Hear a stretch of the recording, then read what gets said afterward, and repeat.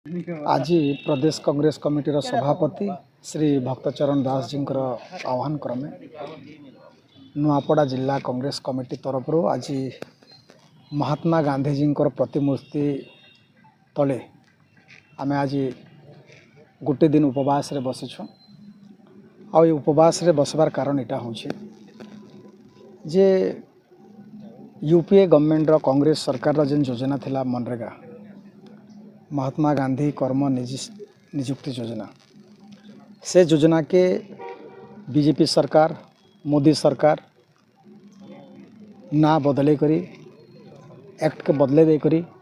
जी राम जी योजना करिछन। लोक भावुथिबे जे राम जी ना रे योजनाटा होइछे, किंतु आमे नुआपड़ावासी तथा समग्र देशवासी के कहीदेवा के चाहूँ जेटा राम जी ना रे योजना नहीं हबार नाथुराम ना रे योजनाटा होइछे। जेन बीजेपी दलर आरएसएस दलर लोक माने तांकर कर्मी माने सबु बेले नाथुराम के तांकर देशभक्त मानसन, से नाथुराम ना रे ई जी राम जी होइछे। तो यहाँ के आम विरोध करुछुँ एवं आज गोटे दिन उपवास रे आम बसमु एवं